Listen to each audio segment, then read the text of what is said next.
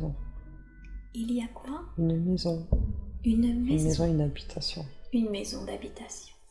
Vous pouvez me la décrire? Elle a un toit en paille, enfin en paille. Oui. Elle serait faite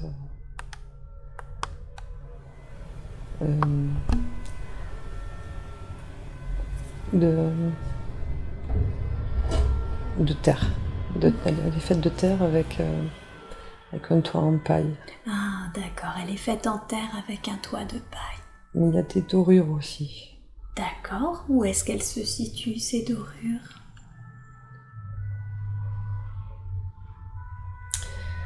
Sur le devant, au-dessus de la porte. Au-dessus de la porte. Ça ressemble à certaines décorations qu'on peut trouver sur les églises. C'est comme une église avec un toit de chaume et des murs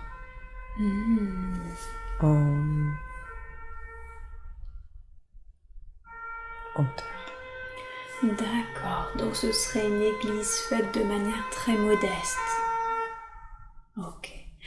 Et ces décorations, est-ce que ils signifient quelque chose? C'est des symboles, des écritures, un dessin? C'est un cercle.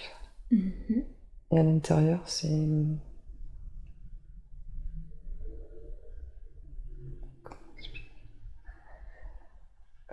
comme des pétales qui tournent en rond. Un cercle de pétales. Un cercle de pétales. D'accord. Connaissez-vous la signification de ce symbole?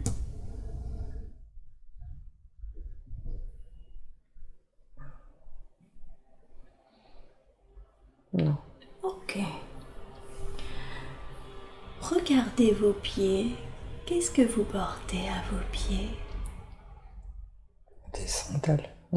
Des sandales en cuir. Des sandales en cuir, d'accord. Concentrez-vous sur votre corps. Quel type de vêtements portez-vous? Le mot qui me vient, comme une espèce de toge en laine. Une toge en laine. Ok. En lin. En lin, Oui. pardon, d'accord. Et de quelle couleur est cette toge? Blanche. Blanche. Ok. Est-ce qu'il y a une ceinture avec cette toge ou ça fait un peu comme une tunique? Il y a une ceinture. Une ceinture. En cuir, avec une petite bourse en cuir. Ah, d'accord. Une ceinture en cuir avec une petite bourse. Ok. De quelle couleur sont vos cheveux?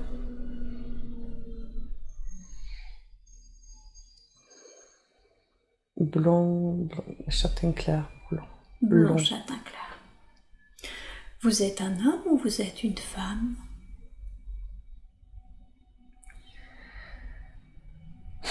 J'arrive pas à ça. Comme ça, je dirais peut-être plutôt un homme. Plutôt un homme? Ok.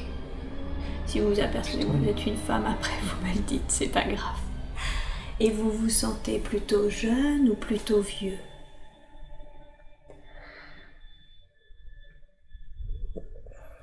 45. 45 ans. Quarantaine, 50. Oui, une quarantaine. Ok. Vous sentez votre corps en bonne santé? Oui. Oui. Ok. Est-ce que vous portez quelque chose sur votre tête ou dans vos cheveux? Non, j'ai pas l'impression. Avez-vous des ornements ou des bijoux sur votre corps?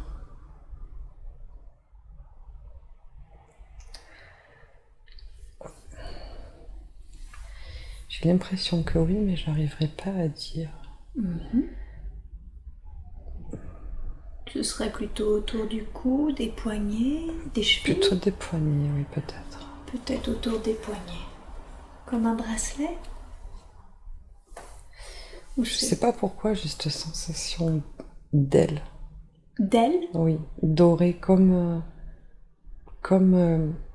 les ornements de cette maison qui est en face de moi. Il y a quelque chose, une connexion en fait qui c'est que cette maison. D'accord, donc vous avez l'impression de porter un ornement qui est en connexion avec l'ornement de la maison en Oui, et face puis de il y vous? a une notion d'aile. Mais D'aile. D'accord. J'ai pas l'impression que c'est moi qui en ai. J'allais dire, connectez-vous à votre dos. Est-ce que vous portez quelque chose dans votre dos ou des ailes, justement? Il y a quelque chose dans le dos, quelque chose de lourd et qui bouge. Ça doit être ça.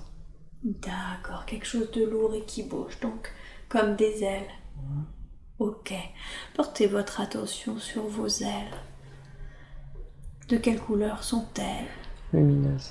Lumineuses, comme une lumière densifiée?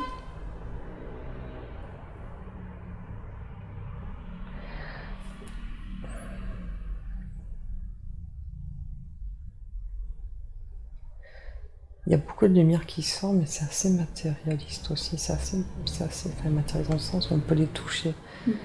C'est pas que de la lumière. C'est pas que de la lumière, donc vous sentez que ça a une vraie matière. Hein. Mais par contre, elles sont lumineuses. Enfin, laisse passer de la lumière, elles sont transparentes. C'est toujours cette histoire de doré qui revient en fait. C'est cette sensation qu'il y a quelque chose de doré en fait. D'accord. Donc vos ailes seraient faites de matière, mais elles seraient lumineuses avec un peu de doré, c'est ça? D'accord, je comprends. Et du coup, est-ce que vous marchez ou est-ce que vous volez? J'ai l'impression que je peux faire ce que je veux. Les deux en fait. D'accord. Et j'ai pas vraiment de sexe en fait. Je me vois pas plus. Enfin, ah, vous êtes androgyne? Je pense qu'il y a les deux en fait. Ni vraiment masculin, ni vraiment féminin. Peut-être plus masculin, mais c'est pas que ça. D'accord, ok. D'accord, il y a quand même une notion féminine dans tout ça, même si vous pencheriez plutôt pour le masculin, mais il y a quand même une notion où il y a un peu des deux. D'accord, ok. Regardez autour de vous, à part cette maison avec laquelle vous vous sentez fortement relié, et on va y revenir, est-ce que vous voyez autre chose, d'autres bâtiments ou de la végétation?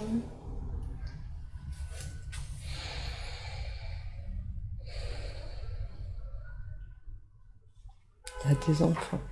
Il y a des enfants, d'accord. Observez ces enfants, ils ont quel âge environ? Des petits bouts, ils ont peut-être entre 3 et pas plus de 6 ans, ils sont 2. D'accord, ils sont de 3-6 ans, quoi. Est-ce que eux aussi, ils ont des ailes? Non. Non, ils sont bien incarnés. Oui. D'accord. Qu'est-ce qu'ils font, ces enfants? Ils jouent. Ils jouent à quoi?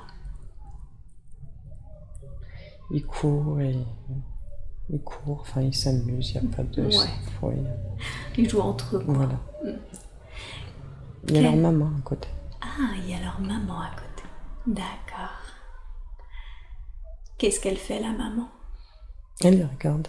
Elle les regarde, d'accord. Elle les observe, voir si tout va bien. Mais elle rigole aussi. Elle rigole aussi. Ça les fait rire de les voir jouer? Oui. Est-ce que vous sentez qu'ils sentent votre présence? Est-ce qu'ils peuvent vous voir? Non. Non, d'accord. Donc vous êtes plutôt un observateur de cette scène, mais eux ne peuvent pas vous observer. C'est ça. Ok. Quel lien avez-vous avec ces enfants et cette maman? Je les surveille, je m'assure que ça va, que c'est ok. Ah, vous vous assurez que c'est ok, un peu comme si vous les guidiez, les protégiez?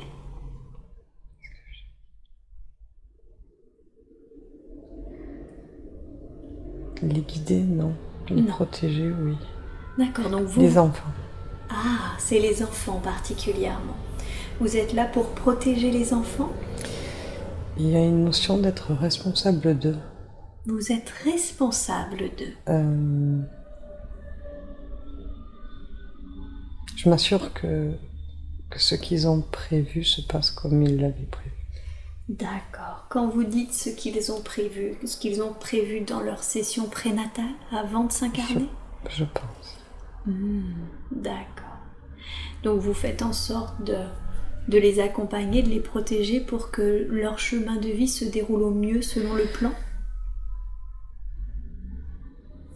Je peux pas intervenir. Ah, vous pouvez pas intervenir? Non, j'ai pas l'impression que je puisse intervenir. C'est juste...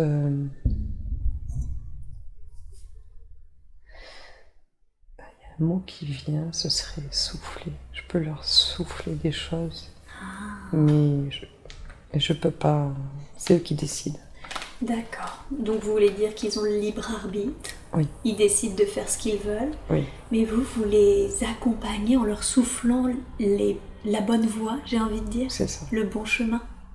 Le chemin qu'eux ont choisi, pas le bon, le leur. D'accord, le leur. Leur chemin spécifique. Et il n'est pas ni bon ni mauvais. D'accord. C'est le leur. Oui, il n'y a pas de bon ni mauvais. Juste le chemin que eux ont choisi, ont déterminé avant leur naissance. C'est ça. D'accord. Et vous vous occupez des 2 enfants? J'ai l'impression que oui, mais il y a une petite fille en particulier. En fait, une petite fille et un petit garçon, mais je pense que c'est même l'ensemble avec la maman aussi que Vous vous occupez de la famille? c'est ça. D'accord. Ouais. C'est pas quelqu'un en particulier, c'est vraiment la famille dont vous vous occupez. C'est ça. Je comprends. Est-ce que c'est la façon dont vous occupez la majeure partie de votre temps? Vous occupez de cette famille?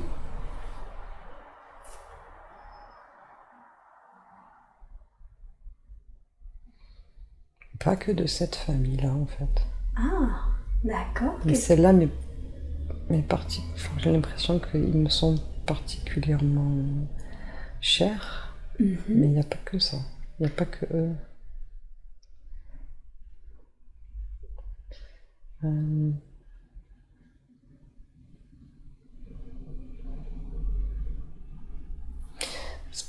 Surtout des enfants quand même, mais des enfants du monde entier. D'accord, donc en fait, d'une manière générale, vous ne vous occupez pas que de cette famille, vous vous pas occupez l'impression. également d'autres enfants. Mais surtout ceux-là me sont peut-être un peu plus chers. J'arrive pas pour l'instant à comprendre pourquoi. J'ai l'impression que c'est les premiers en fait c'est les premiers qui m'ont été confiés. Ah, d'accord. Je crois que c'est ça en fait. Ouais. Ils vous sont plus chers parce que c'est votre première responsabilité que vous avez eue? C'est ça. D'accord, je comprends. Mais vous êtes plutôt du coup comment on vous appelle, un ange? M'appelle pas. On vous appelle pas. Donc un être ailé en tout cas qui vous occupez plus particulièrement des enfants. Ok. De l'adulte aussi qui l'accompagne. Oui.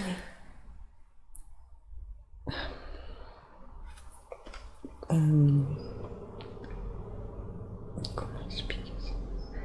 En fait, l'adulte, l'enfant va passer par cet adulte. Oui. Il a besoin de lui. Oui. Je m'assure qu'il ne se soit pas trompé de parents aussi. Et là, c'est ok, quoi. Ces enfants ont sont nés dans le bon ventre. Les 2. D'accord, donc même avant leur incarnation, vous vous assurez qu'il y a une bonne correspondance entre l'âme, ce qu'elle a décidé de vivre, et le parent qui a été choisi? Là, c'est après la naissance. Oui. Là, c'est après la naissance. Ils sont déjà là. Je m'assure que le choix est bon puisque c'est le leur, mais qu'ils vont pouvoir faire une bonne équipe pour aller là où chacun doit aller. C'est ça. Donc vous vous occupez un peu finalement, si j'ai bien compris, de l'adulte quand c'est en lien avec l'enfant. C'est ça. Ok, ouais. C'est pas tant dans sa vie à lui, mais plutôt quand ça touche directement à l'enfant. On s'occupait de lui quand il était petit. Ouais, c'est ça. Et de fait, si vous voyez finalement que ils forment pas une bonne équipe, qu'est-ce que vous faites si c'est compliqué?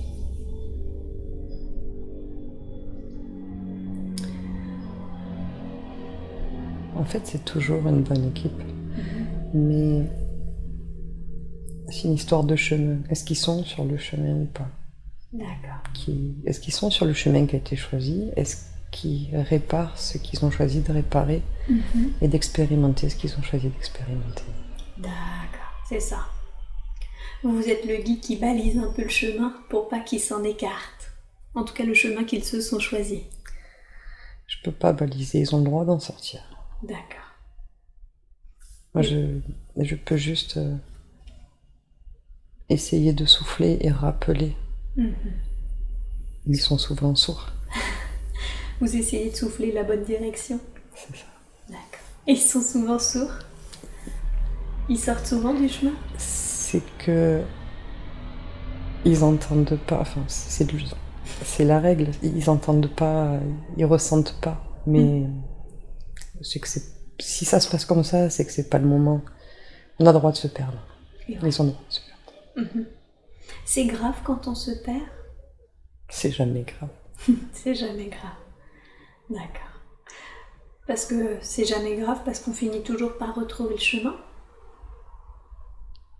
Et se perdre fait partie du chemin. Ah, se perdre fait partie du chemin.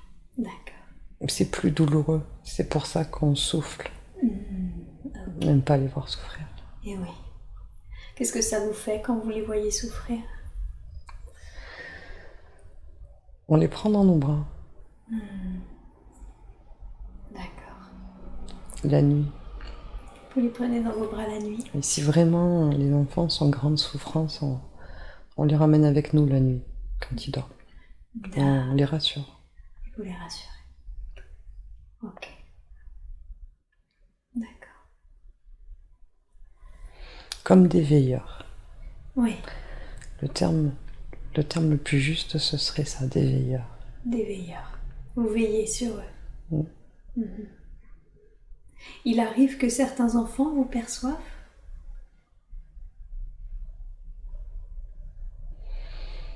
Oui. Qu'est-ce que vous faites quand c'est comme ça? Vous entrez directement en interaction avec eux? J'ai pas le droit.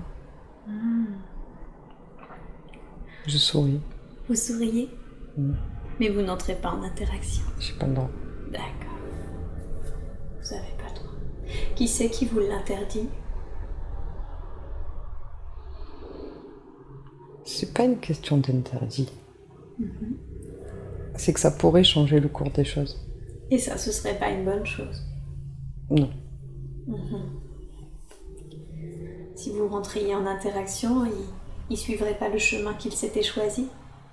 Potentiellement?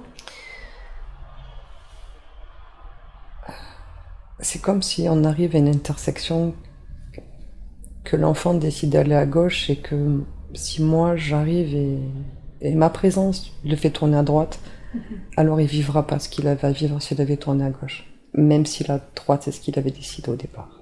D'accord. Je peux pas... Je dois rester au centre de l'intersection. Je peux pas choisir. Oui. Ok. Sauf s'il y a vraiment une grosse mise en danger qui ne faisait pas partie du chemin prévu, mais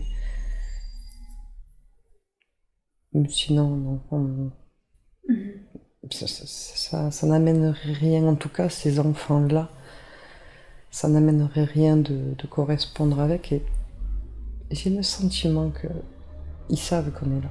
Ah, d'accord. Ils n'ont pas besoin de valider. Les enfants n'ont pas besoin de valider. Oui.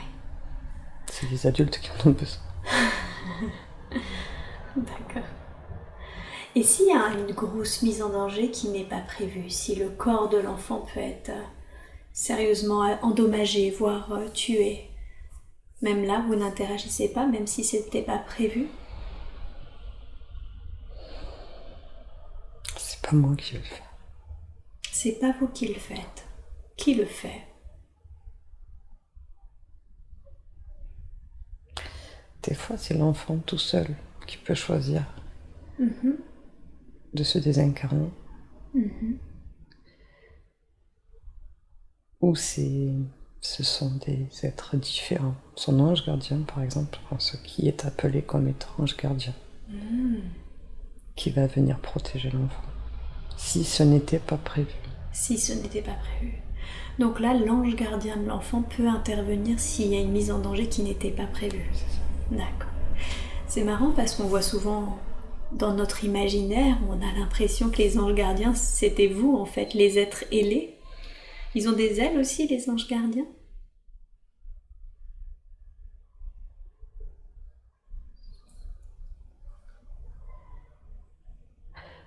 Ces notions d'aile, c'est pour... comment dire? C'est pas qu'on en a ou qu'on n'en a pas. C'est pour correspondre avec vous. Pour vous expliquer nos rôles. Comment dire? Pour que vous... C'est symbolique. C'est symbolique. La notion d'aile, elle est symbolique. L'ange gardien n'a pas besoin d'aile pour être à côté de vous. Qu'il en ait ou qu'il en ait pas. Même à côté de l'enfant, il n'a pas besoin d'aile pour se déplacer. Il se déplace parce qu'il a l'énergie. Mais c'est le symbole humain, cette notion d'aile. Le symbole humain de la protection. Du vol. Du vol. Du déplacement. Du déplacement. Voilà, mais en fait, il n'y a pas vraiment d'aile, quoi. C'est... Ouais. Donc en fait, les anges gardiens n'ont pas forcément d'aile. Ils sont énergie. Ils sont énergie. Ça rassure peut-être l'humain qu'il ait des ailes parce que ça peut expliquer comment il se déplace. Dans son cerveau 3D, il a besoin de comprendre comment il fait. Et parce que les oiseaux ont des ailes. Eh oui, ça semble cohérent du coup. C'est ça. Ok. Par contre, vous en avez réellement des ailes. C'est pas que symbolique. Je pense qu'une partie de symbole pour intégrer l'image et je pense qu'il y a une partie de symbole pour intégrer le rôle en fait. Le rôle. Pour que le mental puisse intégrer la position dans cette vie-là en fait. Donc vous êtes un veilleur qui veille à ce que l'âme suive le bon chemin. C'est ça. Et il y a des anges gardiens qui interviennent si vraiment il y a un danger de mort qui n'était pas prévu. D'accord. Y a-t-il d'autres êtres qui interviennent auprès des humains ?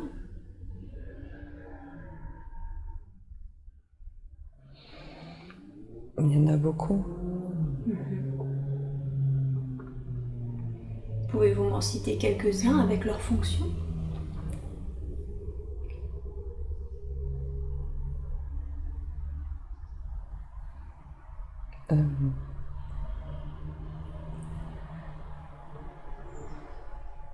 C'est en fonction des besoins de chaque être humain en fait.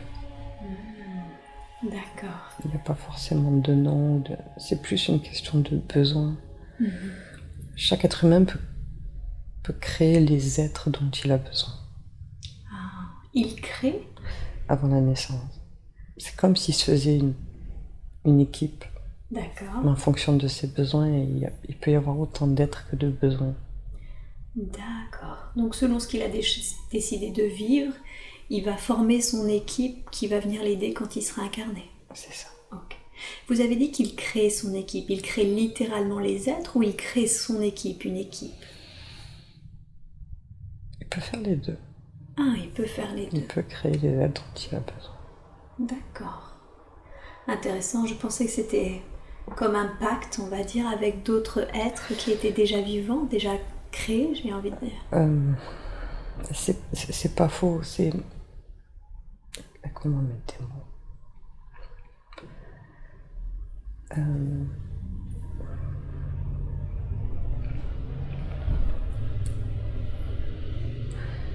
Je cherche les mots. Allez-y, prenez votre temps.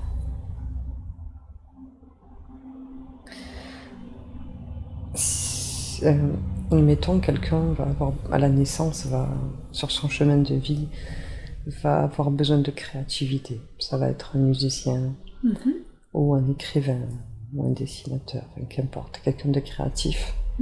Il va falloir qu'on lui souffle aussi des idées en fonction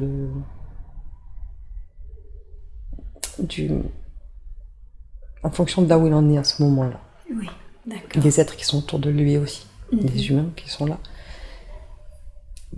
Donc il va falloir avant sa naissance qu'il y ait ce potentiel à côté de lui, cette énergie créatrice.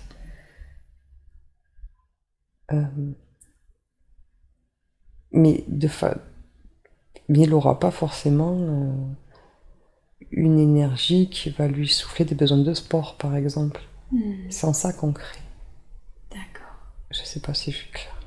Ouais, On crée les accompagnateurs dont on a besoin pour une vie en particulier. Mais ces accompagnateurs-là peuvent aussi aider d'autres personnes sur d'autres plans. ouais. Oui. En fait, c'est le concept de création qui est compliqué à expliquer. C'est juste, si je crois bien comprendre les choses, c'est vous créez l'équipe qui va aider la personne. On crée notre équipe en fait. L'âme crée l'équipe. C'est ça, on se dit ok, moi j'ai besoin de telle énergie, telle énergie, telle énergie. C'est ça. Mais cette énergie-là en soi, elle est déjà existante et aide déjà d'autres personnes. C'est ça. C'est et ça. si elle n'est pas existante, on la crée. Et si elle n'est pas existante, on la crée. D'accord, ok. Et à la mort de cette incarnation, du corps physique dans cette incarnation, est-ce que l'énergie qui a été créée spécialement pour, du coup, se dissolve ou qu'est-ce qui se passe pour elle? Si quelqu'un en a besoin, elle se déplace, sinon elle se transforme en un autre besoin pour une autre personne. D'accord. Ok. Je comprends. Vous n'avez pas ni besoin de manger, ni besoin de dormir? Pas dans cette vie-là. Pas dans cette vie-là. Est-ce que vous ne faites que ça, c'est-à-dire vraiment toujours à veiller sur les personnes, ou est-ce qu'il vous arrive, je ne sais pas, d'aller dans un chez vous? Est-ce que vous avez un lieu où vous allez... On est chez nous partout. Vous êtes chez vous partout, ouais. Vous n'avez pas un plan qui vous est dédié, ou une planète qui vous est dédiée?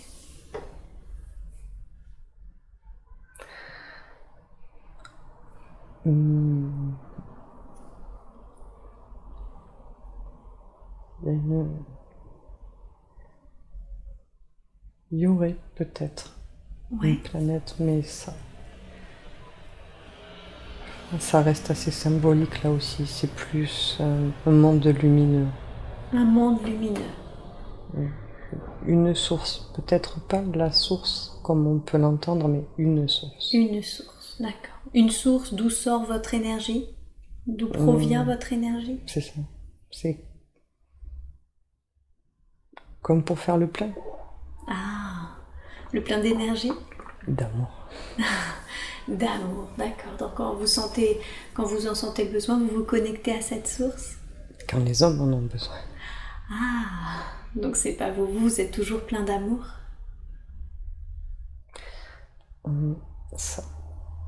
C'est comme si ça nous transperçait. Ça passe à travers nous. Vous êtes l'intermédiaire entre, donc c'est pas la source, mais une source d'amour et les hommes, c'est ça? L'intermédiaire qui fait passer l'amour de cette source aux hommes?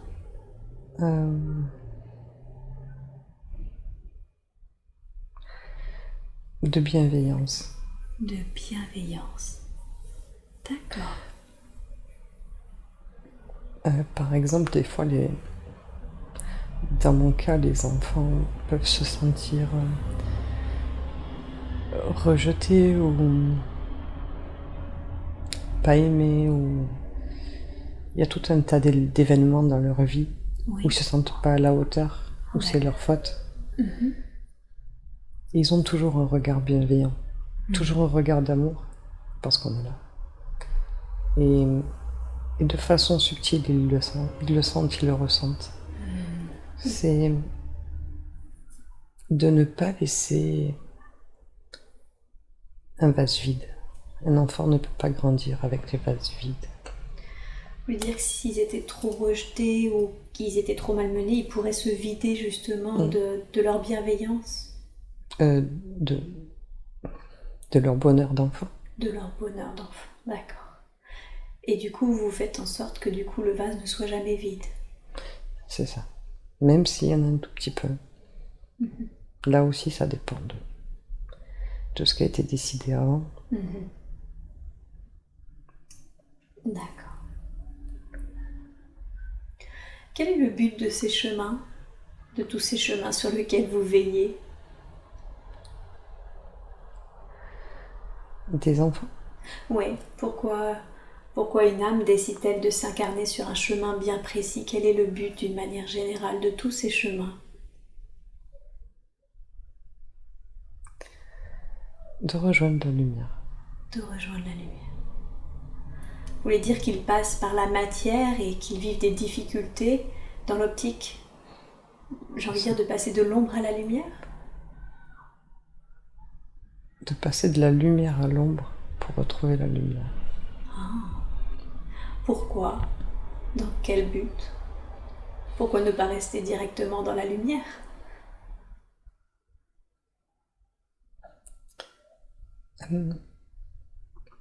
On ne peut pas aider quelqu'un si on n'a pas vécu ce que... On peut pas aider quelqu'un si on n'a pas vécu nous-mêmes ce que lui vit. On peut pas... Comment dire? Toute cette expérience-là sert à comprendre, à ressentir, à intégrer des concepts qui aident plus tard à, justement à faire ce qui se passe dans cette vie-là, dans mon rôle-là. Je peux pas savoir ce que c'est un enfant qui souffre si j'ai pas été un enfant qui souffre. Je peux pas savoir ce que c'est d'être une fleur qui fane si j'ai pas été une fleur qui fane. Je peux pas savoir de quoi elle a besoin si je n'ai pas ressenti moi-même en chair. Donc, ce que cette personne ou ce que cet être-là, quelle soit sa forme, peut ressentir. Il faut qu'on y passe pour savoir si on reste sur cette histoire de vase, quel vase remplir. Il faut le vivre. Il faut l'incarner. Donc d'une certaine façon, c'est important d'être incarné et de vivre ces choses, ces ombres, j'ai envie de dire, pour pouvoir un jour être aidant soi-même. Okay. Et il n'y aurait pas besoin d'être aidant auprès de qui que ce soit si on n'était jamais resté dans la lumière, si jamais personne n'avait été dans l'ombre, personne n'aurait besoin d'aide. Savez-vous pourquoi initialement la lumière a décidé d'expérimenter l'ombre? C'est pas la lumière qui a décidé, c'est les hommes. Les hommes étaient censés rester dans la lumière.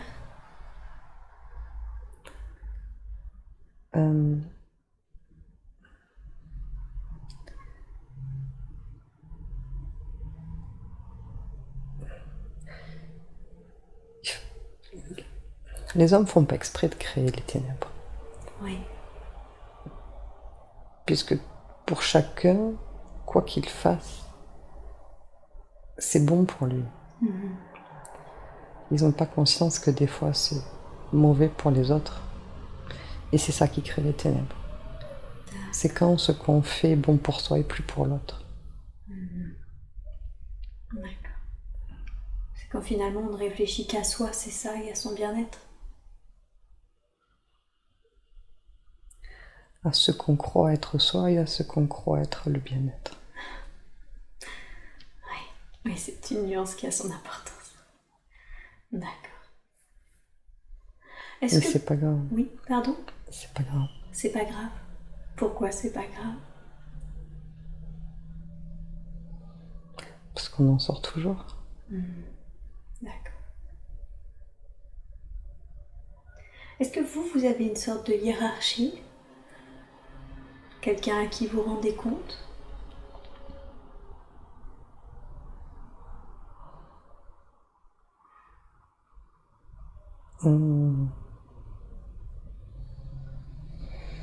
Pas quelqu'un à qui je rendais compte. Plutôt quelque chose qui me rassure aussi. Vous aussi, vous avez votre veilleur?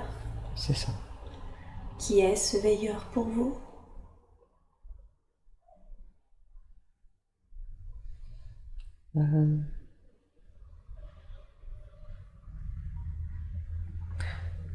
Une source. Une source de lumière. Une source de lumière, d'accord. Finalement, est-ce que chaque être vivant, quelle que soit sa forme, a lui-même une sorte de veilleur, une source? Toujours. Toujours. D'accord. Ok. maintenant, vous allez quitter cette scène et avancer vers un jour important. Un jour que vous considérez être important parce que quelque chose s'est passé. Et nous avons maintenant avancé vers un jour important. Que voyez-vous? Qu'est-ce qui se passe?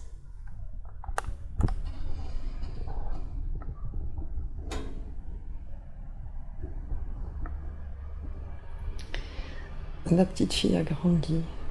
Oui. Et elle trouve une rose, mais j'ai la sensation d'être pour quelque chose dans cette histoire de fleurs. Mais c'est ok. Pour moi, ça s'arrête là. Elle a grandi et c'est ok. Elle a fait ce qu'elle avait à faire en tant qu'enfant et j'ai fait ce que j'avais à faire pour elle. D'accord. Donc la petite fille a grandi, elle n'est plus sous votre responsabilité?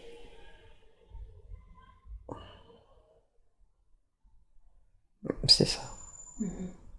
Et c'est quoi cette histoire de rose, de fleurs?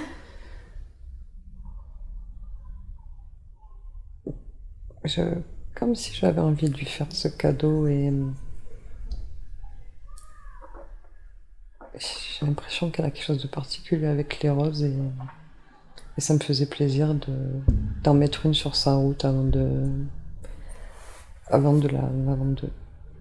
la laisser? Que nos chemins se séparent. D'accord. Mais elle ne sait pas que c'est moi. Je sais pas. Qu'est-ce que ça vous fait de voir vos chemins se séparer? C'est bien. C'est bien? D'accord. C'est dans l'ordre des choses, vous voulez dire? C'est ça. Qu'est-ce que vous allez faire maintenant?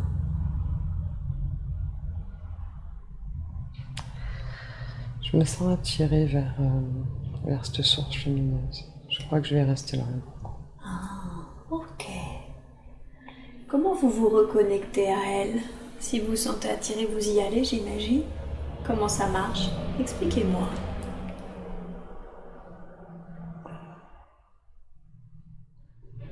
C'est comme un aimant. Comme un aimant? C'est comme un ascenseur peut-être. Enfin, on y va, c'est tout. Vous avez On y l'impression pense et on y va. d'ascensionner? On y pense et on y va. Ok. Quand vous y êtes, quand vous êtes là-bas, est-ce que vous conservez la forme physique que vous m'avez initialement décrite? Non. Vous êtes comme un esprit?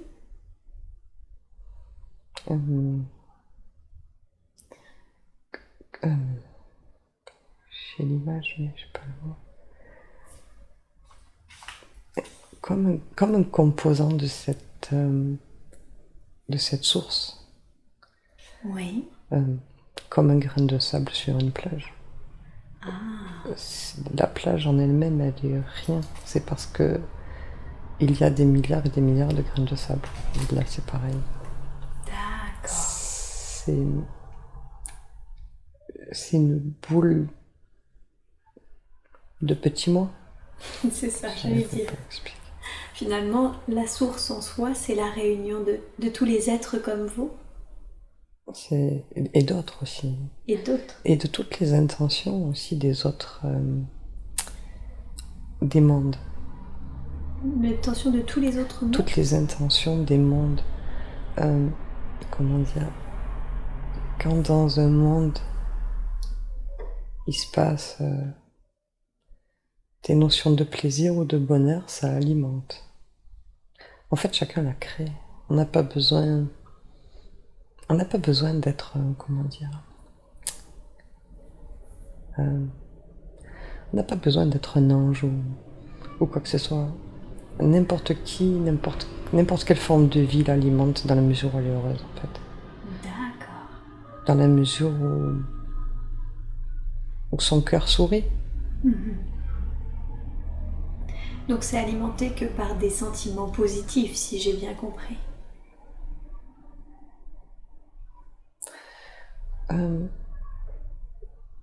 Ça peut être aussi comme l'espoir. Ah oui. l'espoir, quand on est dans une notion d'espoir, ça veut dire qu'on est dans une condition négative.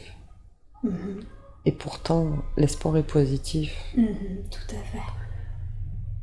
Il n'y a pas vraiment de positif et négatif, en fait. Ah oui. Et quand on est dans une situation, par exemple, négative, mais avec un état d'esprit qu'on qualifierait de négatif, j'ai bien compris qu'il n'y avait ni l'un ni l'autre, mais cette énergie-là, où est-ce qu'elle va si elle n'est pas prise en charge par cette source? Elle va nulle part. C'est juste qu'elle grandit pas, c'est tout. Ah, d'accord. Donc elle va pas dans la source, mais elle ne grandit pas, elle n'évolue pas.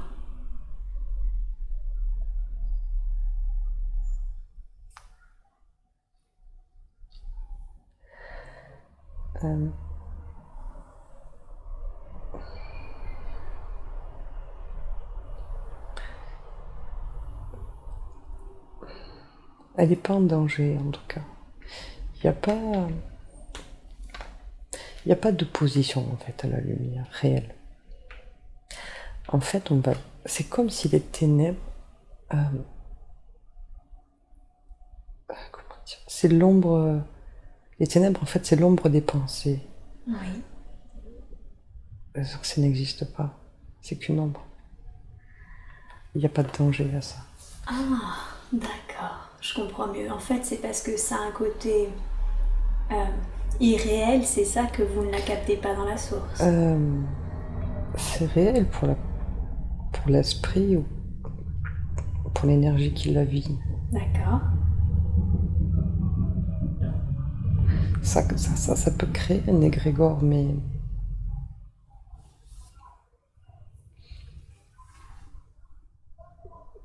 Comment dire? En un claquement de doigts, ça peut changer. Les ténèbres nous passent pour... Quand une personne est bien, quand une personne s'élève, Oui. les ténèbres, en un claquement de doigts, ne peuvent pas prendre cette personne. La lumière le peut. Il suffit, quand une personne est mal, il suffit des fois des claquements de doigts pour qu'elle aille bien. C'est un choix? Un choix. D'accord. Je comprends pas. Est-ce que c'est un choix, pardon, je me suis mal exprimée, est-ce que c'est un choix de faire ce claquement de doigts pour aller mieux quand on va mal? Capacité. Des fois, on peut pas. Eh oui. Des fois, c'est difficile pour certaines personnes. Ça fait partie du chemin. Okay. Donc c'est normal.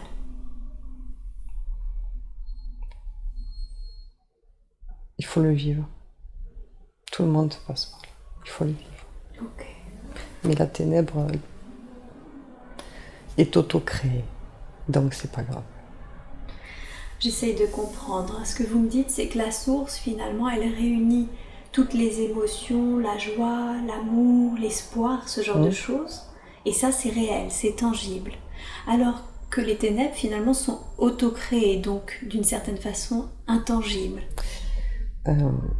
Mais impactantes pour les gens qui les vivent. C'est ça. Ok. Et que ce soit à l'échelle personnelle ou à l'échelle planétaire, c'est pareil.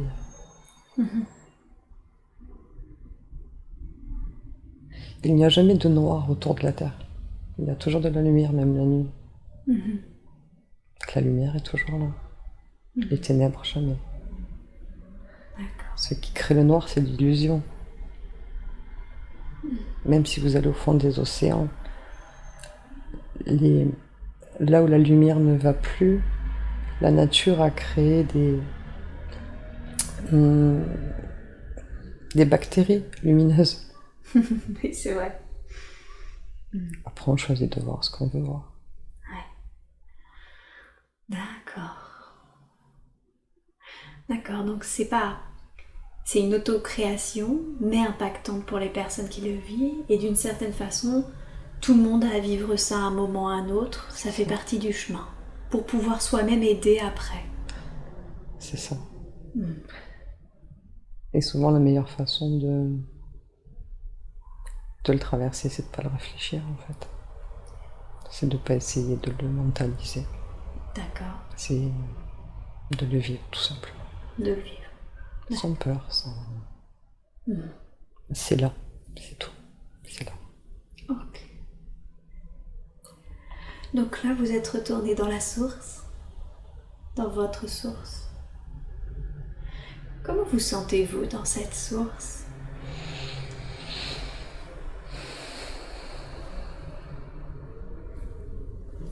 Un état de méditation. Comme un état de méditation? D'accord. Y a-t-il des sentiments ou des émotions qui vous traversent?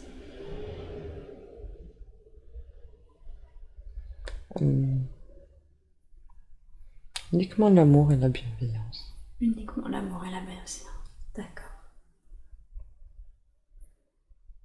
Est-ce que c'est un lieu, si je peux l'appeler comme ça, ou que vous aimeriez quitter, que vous aimez quitter?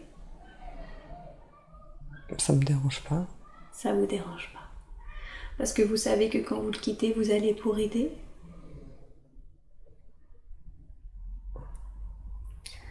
Je suis pas sûre de le quitter vraiment, en fait. On est toujours en lien.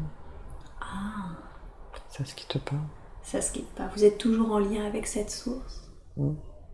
D'accord. Mais même dans des incarnations, Même dans des incarnations terrestres? c'est plus distant. Oui. Mais c'est là. Comment ça se fait que quand c'est dans cette incarnation terrestre, c'est plus distant? C'est le jeu. C'est le jeu. Ça fait partie des règles du jeu. C'est ça. Vous vous rendez compte là que vous parlez à travers un corps physique?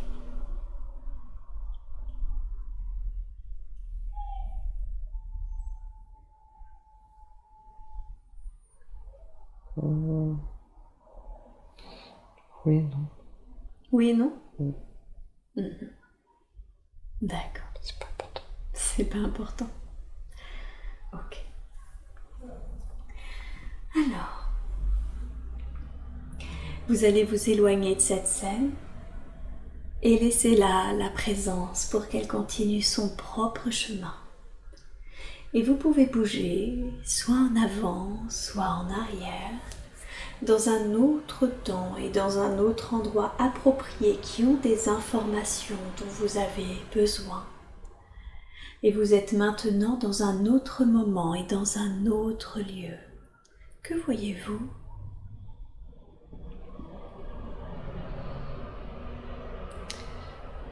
Un manège. Un manège? Un vieux manège. Un vieux manège. Mhm. Regardez vos pieds. Qu'est-ce que vous portez à vos pieds?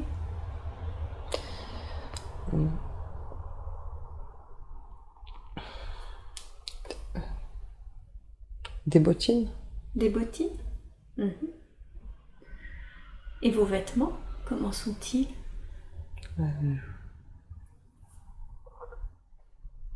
Une longue robe noire. Une longue robe noire. Vous êtes une femme alors? Oui. Vous êtes jeune ou vous êtes vieille?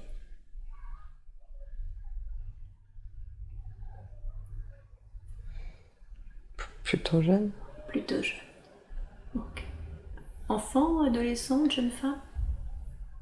Jeune femme. Jeune femme, d'accord. Jeune fille, quoi. Mhm. De quelle couleur sont vos cheveux?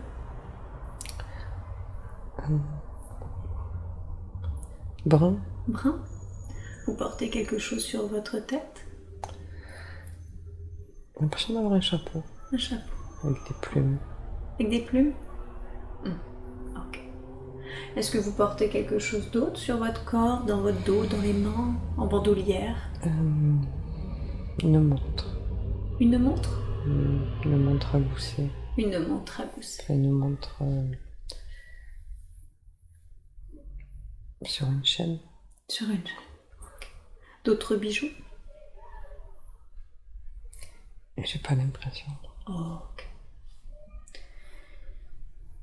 Et vous êtes sur le manège en train de le regarder? J'ai l'impression que je le regarde. Vous êtes en train de le regarder, d'accord. Pourquoi regardez-vous ce manège? Y a-t-il un enfant que vous connaissez dans le manège? Non, Non. mais j'aime les regarder. J'aime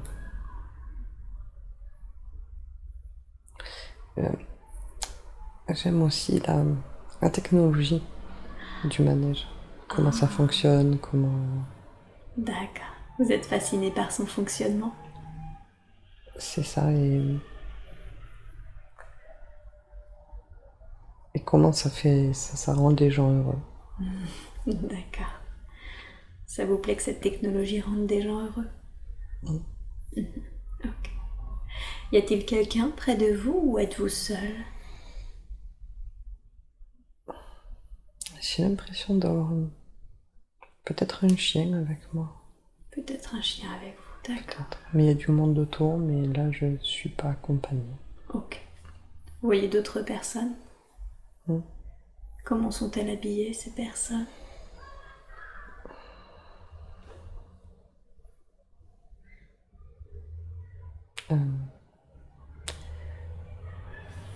Les hommes ont des tenues de tailleur avec des hauts de forme.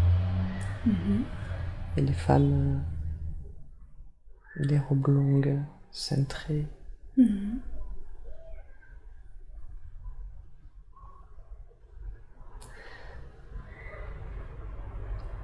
Ça correspond vraiment à tout ce qui est fin 19e, début 20e. Ok. Je D'accord. sais pas savoir où c'est. Vous croyez savoir où c'est? Je sais pas, j'arrive pas à trouver la fille. Ok, c'est pas grave. Et donc vous étiez debout en train d'observer ce manège? Mm. Où est-ce que vous habitez? Allez devant chez vous et décrivez-moi le lieu où vous habitez.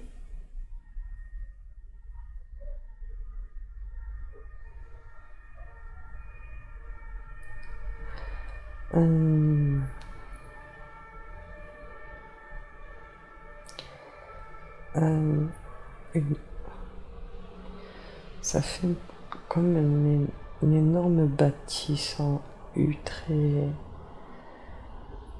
noble, mais je m'y sens pas bien. Mais quoi? Je suis pas bien quand je suis devant cette maison. Ah, vous êtes pas bien, ok. Portez votre attention sur ce sentiment. Pourquoi vous vous y sentez mal à l'aise quand vous êtes devant?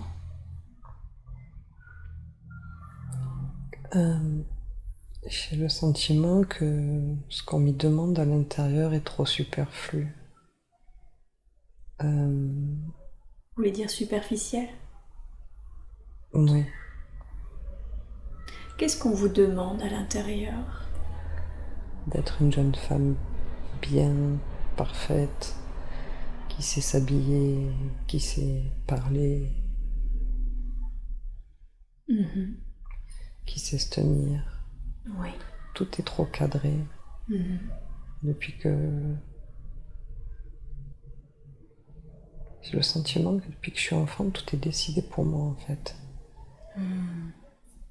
Et ça colle pas avec ce dont j'ai besoin. Oui.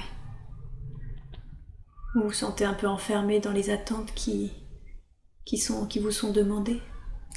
Là, par exemple, j'ai l'impression de ne pas savoir ce que c'est que de sauter dans une flaque. D'accord. Enfin, c'est bizarre comme sensation. Oui. Oui. Ça fait mal au ventre d'ailleurs. Ok. Rentrez à l'intérieur de cette demeure. Décrivez-la moi. Je sais que vous n'appréciez pas cette demeure, mais... On arrive dans un grand hall. Il y a un escalier qui part des deux côtés. D'accord.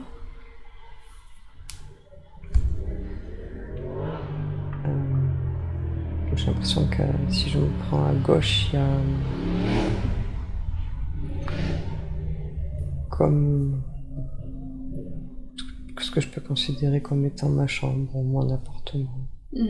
D'accord, vos appartements. Mais j'ai l'impression qu'elle est vide là. Alors je sais pas si elle est vide parce qu'il y a vraiment personne ou si c'est moi qui ressens ce vide parce que je sais pas. Avez-vous la sensation quand même d'habiter normalement avec des personnes, Oui, d'autres personnes? Oui. C'est qui ces autres personnes? Avec qui habitez-vous? il y a ma famille et des domestiques. D'accord. Votre famille, c'est votre père et votre mère? Oui, puis j'ai pas l'impression d'avoir des frères et sœurs. Ok. J'ai une notion de mort. Peut-être qu'il y en a. Peut-être qu'il y en avait un qui y est plus. Vous auriez perdu un frère ou une sœur? Peut-être. Ok. En tout cas, je suis seule. Pas seule. Et j'ai pas l'impression que mes parents soient là. Ils sont vivants, mais j'ai pas l'impression qu'ils soient dans la maison là. Pas à cet instant-là en tout cas. Pas à cet instant, d'accord. Est-ce que vos parents, d'une manière générale, sont souvent absents? Avez-vous la sensation qu'ils sont souvent absents et que vous êtes souvent seul? Ou c'est juste là maintenant qu'ils ne sont pas là? Ils doivent souvent pas être là. D'accord. Donc on attend beaucoup de choses de vous, que vous sachiez vous comporter comme une lady, si j'ai bien compris, c'est ça? Alors que Comme une vous... femme de bonne manière. D'accord. Comme une femme de la bonne société? C'est ça. Alors que vous semblez plus, finalement, si j'ai bien compris, attiré par les technologies, la nouveauté. Et surtout, la simplicité. La simplicité. J'aime pas qu'il y ait un étage. Je vous le dis comme ça, on vient. Ouais. Qu'il y ait un étage entre moi et les domestiques. Ça me plaît pas. D'accord. Ça gêne vos valeurs. Oui, j'aime pas. Ils ont pas. Mais j'ai l'impression que quand je suis seule dans cette maison, Oui.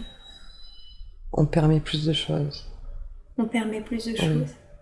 Comme si vous aviez une forme de complicité avec ce personnel. c'est ça. Je comprends. Mais faut pas que ça se sache. Oui. Faut surtout pas que vos parents le découvrent.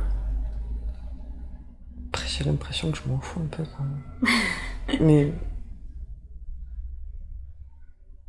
Mais c'est. Il faut pas. Ok. Ok. Alors, comment vous occupez les majeures parties de vos journées? Qu'est-ce que vous faites? J'ai l'impression. Il y a l'école, les études. Il y a quelque chose, un apprentissage. Un apprentissage? Hmm. Autre que les études, vous voulez dire? Non, enfin, je pense que c'est ça. Je pense que je suis allée. Je pense que j'étudie. Vous étudiez. Mais. Mais je suis une femme. Ah, et qu'est-ce que ça signifie? Sans cachette. Parce qu'une femme n'a pas à avoir accès à certaines connaissances. D'accord. Donc vous étudiez en cachette parce que vous n'êtes pas censé étudier? Quand je me balade, en fait, j'étudie. Je regarde. D'accord. Ok. Qu'êtes-vous censé faire en tant que femme?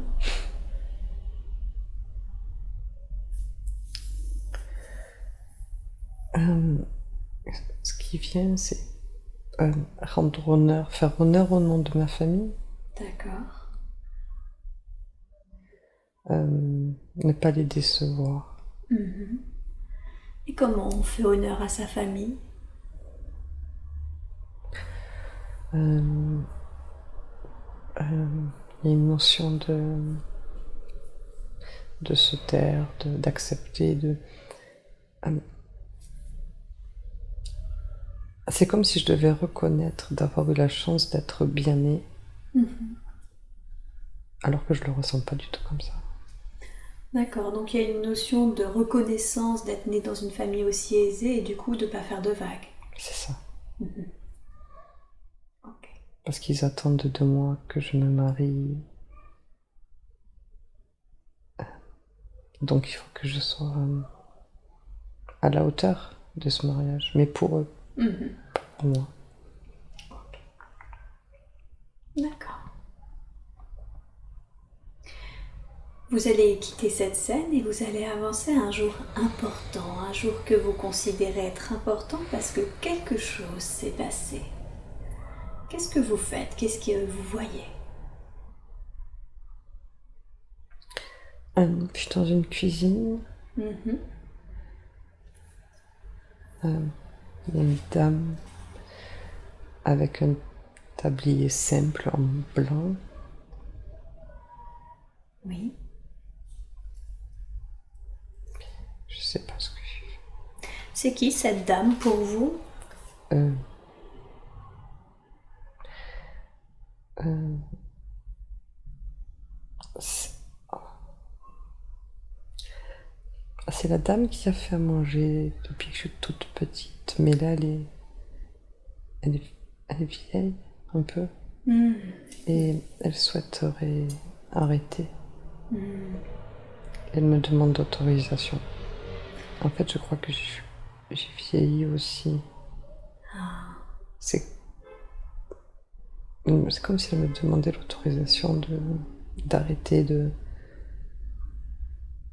comme une espèce de retraite, mais c'est pas ça, pas à ce moment-là, c'était pas la retraite, mais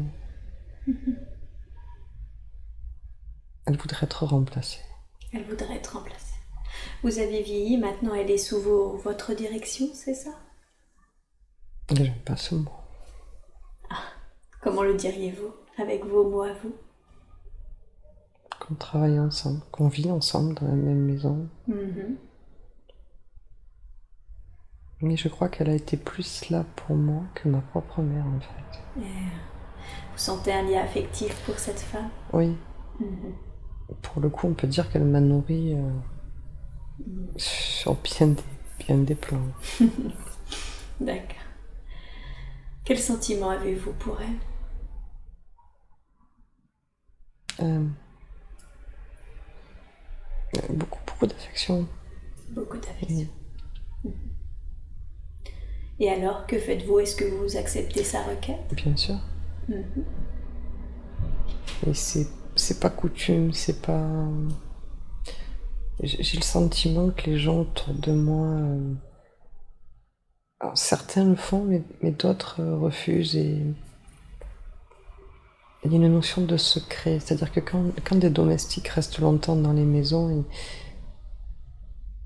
peut-être ils pourraient porter préjudice en s'en allant ou divulguer des choses. Mhm. Je sais pas, j'ai cette idée. D'accord. Donc on les garde, mais jusqu'au bout, entre guillemets. Et ça me plaît pas, c'est pas respecter l'humain. Mhm. Donc elle a déjà ses appartements aussi, elle les gardera. Et Oui, c'est ce que j'allais vous demander. Est-ce qu'elle va quitter du coup votre Non. logement? Non, pas si elle le souhaite. pas si elle le souhaite. Elle peut rester là. Oui, évidemment. Ok. Et vous alors? Vous êtes-vous marié? Avez-vous eu des enfants? Qu'est-ce qui se passe dans votre vie?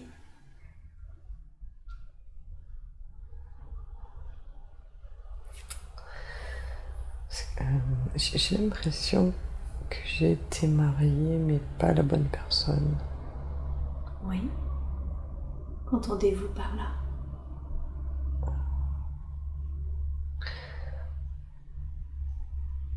C'est comme s'il y avait deux vies affectives, en fait. Il y avait une vie de mariage pour faire plaisir aux parents, mais j'ai comme l'impression que dans ces domestiques, j'ai grandi avec un enfant. Et en grandissant,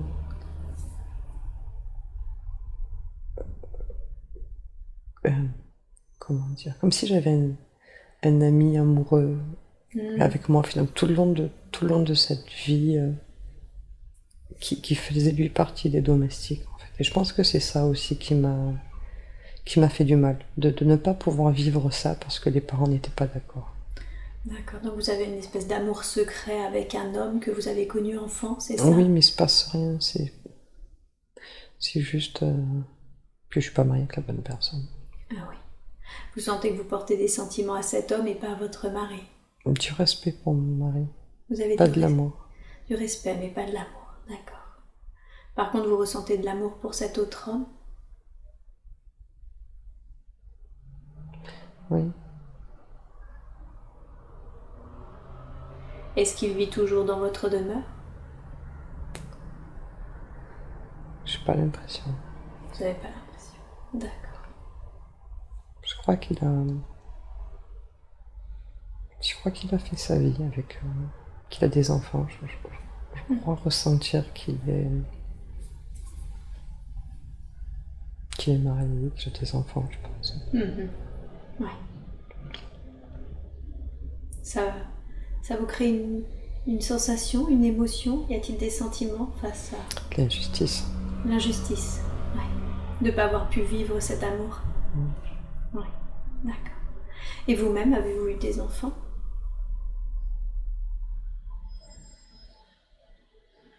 Non, parce que je crois que j'ai pas voulu. Comment dire? J'ai pas voulu enfermer, moi, des enfants, en fait, dans des schémas. D'accord. Mais il y en a dans la maison. Les enfants de votre personnel? Oui. Ouais. Mais vous... Donc au final, ça me va bien parce qu'au moins, eux sont à leur juste place. Ouais. Ils ont le droit d'être les deux. Ils ont accès à la simplicité et à la demeure. C'est ça. Ils ont les avantages sans les inconvénients. C'est ça.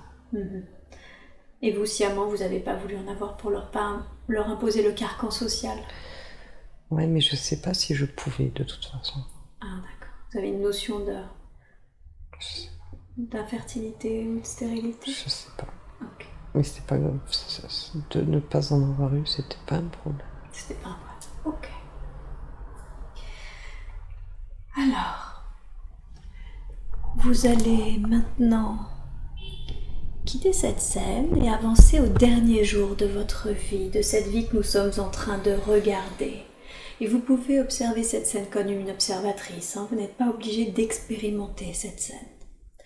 Nous allons voir ce qu'il s'est passé et vous avez maintenant avancé au dernier jour de votre vie, dans cette vie que nous regardons. Qu'est-ce que vous voyez? Qu'est-ce qu'il s'est passé? Je sais pas, je me vois sur un lit, Oui. allongé. Je suis quand même assez âgée. D'accord. Il y a beaucoup de monde autour. Qui c'est ces personnes pour vous? Ma famille de cœur. Votre famille de cœur. Les membres de votre personnel avec qui vous travaillez? Oui, mais c'est ma famille. Mais c'est votre famille. D'accord. Est-ce que vous êtes malade ou est-ce que vous êtes en train de mourir de vieillesse? De vieillesse. De vieillesse. Ok. Alors, on va passer sur ce qui est arrivé. C'est déjà arrivé, vous êtes de l'autre côté. Et vous pouvez continuer de me parler aussi de ce côté-ci. Est-ce que vous voyez le corps que vous avez quitté?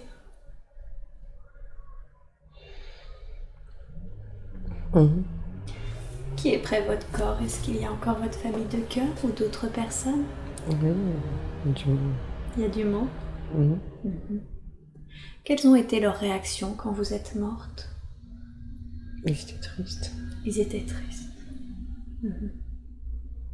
Qu'est-ce qu'ils font de votre corps? Dans un cercueil enterré après. Il a été enterré. Il y a des fleurs dessus. Il y a des fleurs dessus. D'accord. Et vous, qu'avez-vous ressenti quand vous avez quitté le corps?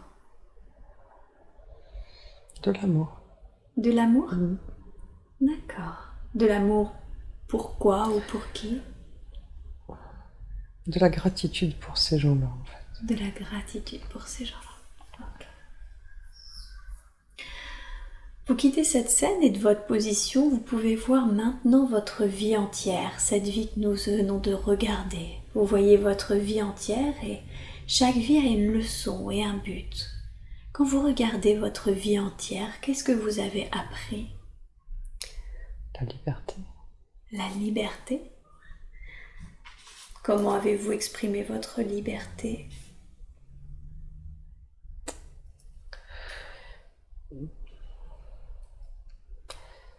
J'ai l'impression quand même d'avoir réussi à créer des choses, toute cette part de technologie et tout, j'ai l'impression d'avoir réussi à percer et aller contre les attentes sociales en fait. Femme ou pas, j'ai réussi à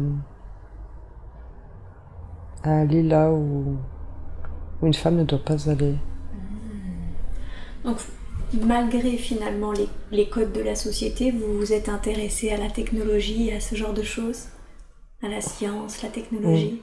Parce que normalement les femmes ne doivent pas s'intéresser. C'est ça. Et à la liberté dans le sens où dans la maison il n'y a pas de niveau. On va et on va et on vient où on a besoin d'aller, qui qu'on soit. Cette histoire de clivage, ça, Oui. j'ai pas respecté à ce niveau-là en tout cas les règles de la famille.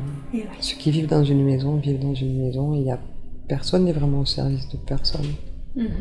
Cette notion dans cette vie-là, j'ai l'impression que cette notion m'a beaucoup dérangée. D'accord. D'avoir des gens à mon service, c'est pas quelque chose que... Ouais. C'est cette hiérarchie entre personnes qui m'a gênée. C'est ça. Vous avez voulu effacer les frontières en fait. D'accord. Ok. Et quel était le but de cette incarnation? Pourquoi avoir décidé de vous incarner dans cette vie?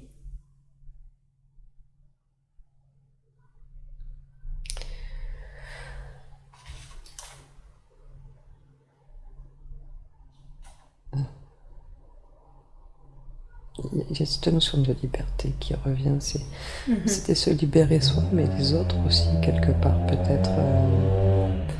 Peut-être que les personnes qui vivaient avec moi auraient pu se sentir prisonniers d'une demeure, alors que non, ils n'avaient pas à l'être. Et mais ma liberté à moi aussi. C'est ça. Pour que eux se sentent libres, il fallait que je me sente libre aussi. Ok. Et je suis peut-être pas allée au bout parce que j'ai pas osé me libérer de l'affectif, j'ai pas osé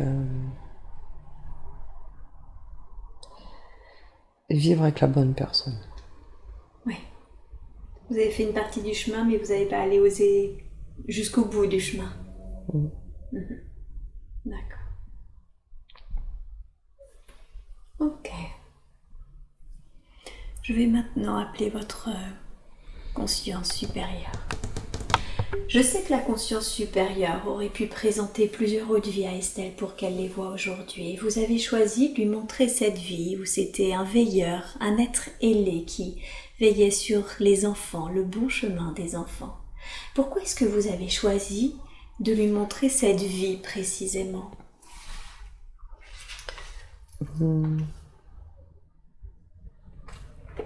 Pour la rassurer. Pour la rassurer, d'accord. En quoi c'était rassurant cette vie pour elle dans sa vie actuelle?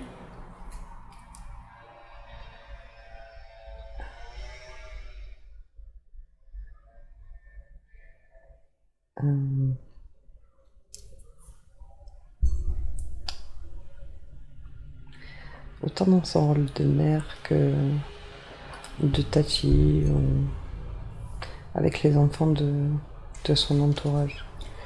Elle sait ce qui est juste, elle le sait. Oui. Elle sait ce qui est bon à faire et... Ouais.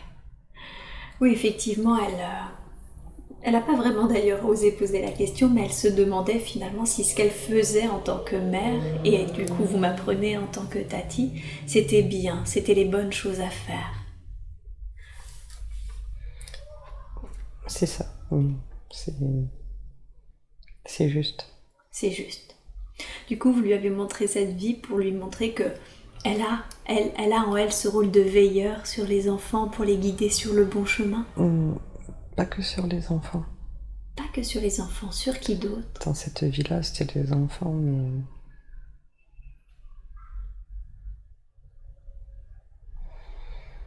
autant sur les situations que sur les gens, que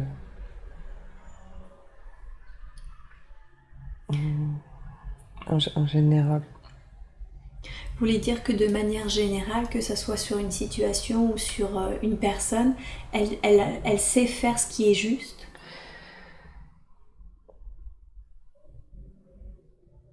Oui, c'est ça. Même si, quitte à créer le chaos, il y a une phrase qu'il faut qu'elle retienne. Oui. C'est que du chaos naissent toujours des étoiles. Du chaos naissent toujours les étoiles. D'accord. C'est pas grave cette sensation qu'elle a de. Il fait chaud. Vous voulez que j'enlève la couverture sur le corps physique? C'est pas grave cette sensation de mettre le chaos autour d'elle. Ça fait partie de son rôle. Ça fait partie de son rôle. Parce que son rôle, c'est de créer les étoiles? C'est son prénom. Ah oui, c'est vrai. Estelle, c'est son prénom, ça veut dire étoile. Quelle est sa mission de vie dans cette incarnation?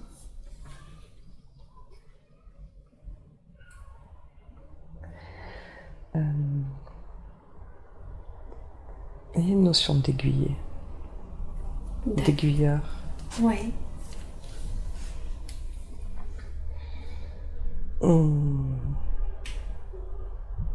Un peu comme C'est pour ça Oui. qu'elle a cette franchise. Dire ce qu'il faut entendre, même si c'est pas accepté, c'est pas grave, ça fait réfléchir.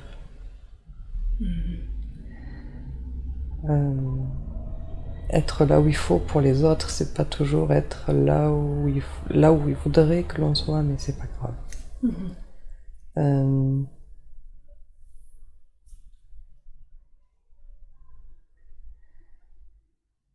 C'est plus facile avec les enfants. Ils acceptent plus ce qui est juste. Ils sont déjà justes. Ils le sont déjà. Oui. D'accord, donc elle n'a pas à se préoccuper finalement de, j'ai envie de dire d'une certaine façon, des remous qu'elle provoque, parce que ça les fait réfléchir, ces personnes-là. Non, puis en plus, je crois que ça l'éclate quelque part. D'accord, donc en plus elle s'en fiche, quoi. Oui et non. Je crois qu'il y a une partie d'elle qui est touchée. Ouais. Parce que par la peur de perdre ces gens-là, mais quelque part elle sait que elle perdra rien en fait. Ouais. Perdre des gens, c'est pas. Elle le sait déjà. Et si une personne sort de sa vie, c'est que elle a fait. Voilà, c'est que ce qui devait être fait est fait, ce qui devait être dit est dit. Et si malgré tout la personne reste, c'est que ça fait aussi partie du plan. C'est pas important. D'accord, donc il y a comme une notion de bon, c'est pas très grave parce que quoi qu'il arrive, selon la réaction de la personne, c'est juste en fait. Si elle reste, tant mieux, c'est que c'était ainsi, mais si elle part, c'est que c'était ainsi. Ça appartient à l'autre. Oui, ça appartient à l'autre. Mais il y a beaucoup d'outils pour aiguiller. Elle a beaucoup d'outils? Tous ne sont pas encore actifs. Ces outils, c'est quoi? C'est ses capacités qu'elle a? Entre autres. Entre autres. Et c'est quoi les autres? Pas le savoir maintenant. Pardon, j'ai pas entendu. Il n'y a pas le savoir maintenant. Ah, elle peut pas le savoir maintenant? Non. Pourquoi est-ce que ce n'est pas approprié? Elle serait trop pressée. D'accord, elle s'est trop pressée. Donc ces outils qui l'aident à aiguiller, qui l'aident à accomplir sa mission de vie, vont apparaître au fur et à mesure sur son chemin? Il y en a qui sont déjà là. Oui. Il faut qu'elle accepte d'ouvrir un peu plus la porte à ce qu'elle voit, ce qu'elle entend, ce qu'elle perçoit. Pourquoi c'est mieux pour elle aujourd'hui de ne pas l'ouvrir totalement, cette porte? Non, il y a déjà des outils derrière ces portes. Ça, par contre, il faut qu'elle ose. les ouvrir. Il y en aura d'autres plus tard. Mais déjà ceux-là, qu'elle n'ait pas peur de ce qu'elle voit, de ce qu'elle entend, de ce qu'elle ressent. Pourquoi est-ce qu'elle a peur? Pourquoi est-ce qu'elle n'ose pas? Parce que c'est invisible. Un peu comme si elle faisait pas vraiment confiance à ce qu'elle voit, à ce qu'elle entend? C'est ça. C'est pas tant elle, c'est les autres, je crois. C'est ça. D'accord. Comme si elle avait besoin de prouver aux autres que ce qu'elle voit et ce qu'elle entend est vrai.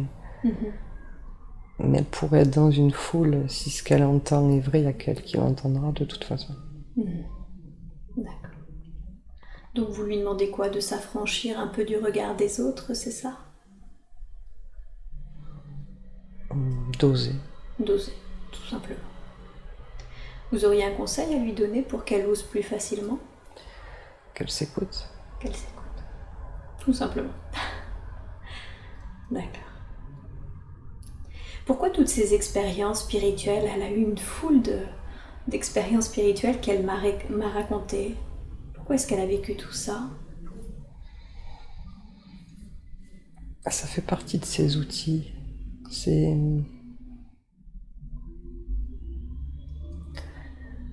Elle a un rôle d'aiguilleur, elle a un rôle... comment dire, elle va aider les gens à passer de la matérialité à la spiritualité, du concret à l'invisible. Ouais. Donc il faut que cet invisible soit déjà là avec elle, pour qu'elle-même elle y croit, pour que même elle le vive. D'accord. Et il faut que déjà elle y adhère et qu'elle accepte dans son quotidien. Et une fois que ce sera son quotidien, elle saura comment aiguiller les autres. D'accord. Dans cette ascension. Oui. D'accord, donc en fait c'était important qu'elle vive elle-même ce genre d'expérience pour pouvoir aider les autres. Toujours. Toujours, oui. On en revient à ces expériences de l'ombre pour pouvoir comprendre la souffrance des autres et les aider. Je comprends. Et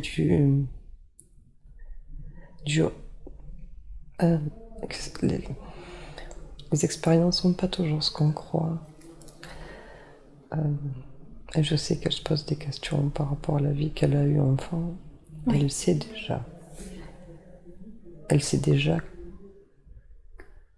Elle qui aime parler avec les prénoms et les symboliques et le langage des oiseaux. Sa mère ici, Lucette, la lumière était éteinte. Et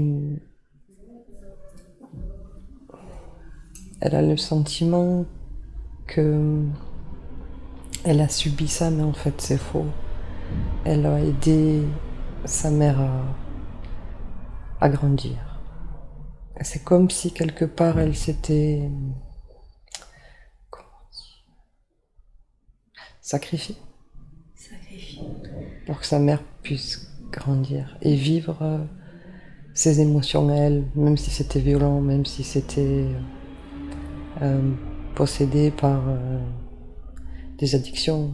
Mais elle acceptait Estelle acceptait de s'incarner dans une vie pour aider sa mère à grandir.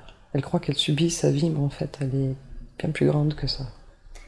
D'accord, donc vous voulez dire qu'elle...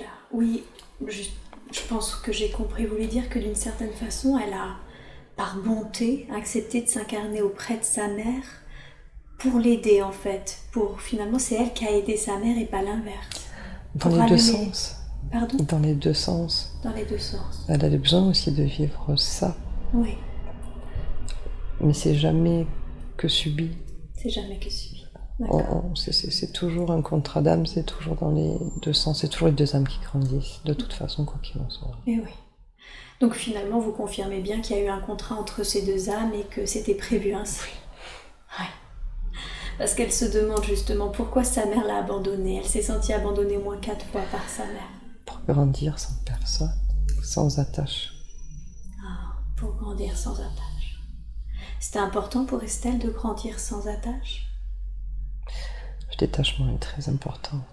Ouais.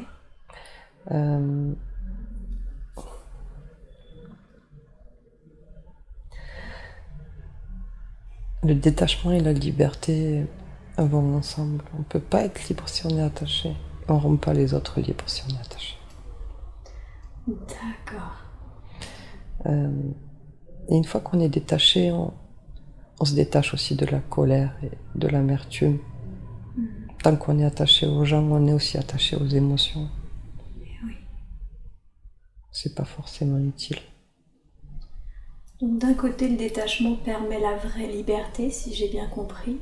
Mais en plus de ça, ça permet également de se détacher de toutes les émotions que nous, on qualifie de négatives. C'est ça.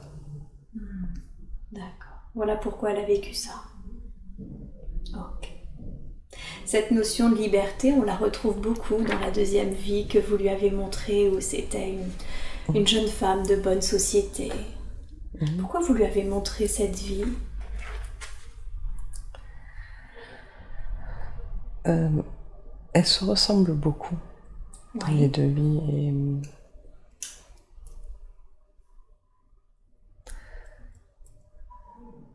il y a des choses à continuer dans celle-ci. Mais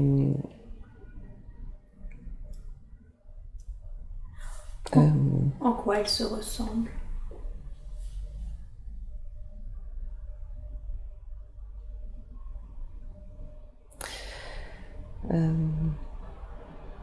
dans la liberté d'avoir les relations que l'on souhaite avec les personnes, non pas parce qu'elles nous sont imposées, mais parce qu'elles sont choisies.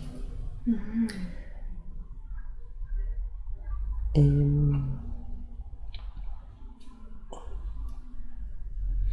elle se fait pas assez confiance dans sa créativité. D'accord. Elle a écrit un livre, il faudrait qu'elle pense à aller au bout. Qu'elle pense à quoi ? Elle a écrit un livre, il faudrait qu'elle pense à aller au bout. Oui. Qu'elle ait confiance en ses mains aussi. Qu'elle le publie, quoi. Oui. Mais qu'elle ait aussi confiance en ses mains, en ses capacités,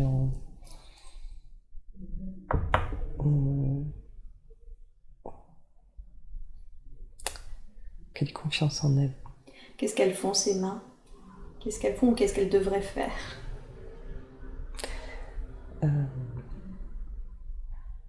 Il y a beaucoup de créativité qui est endormie.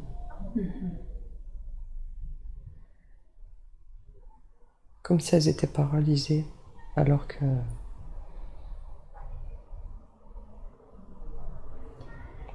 elles sont créatrices. D'accord, donc il y a beaucoup de créativité qu'elle doit finalement libérer, si j'ai bien compris. Et vous avez dit que c'est comme si elles étaient paralysées. Est-ce qu'il y a un blocage ? Oui. Il vient d'où ce blocage ?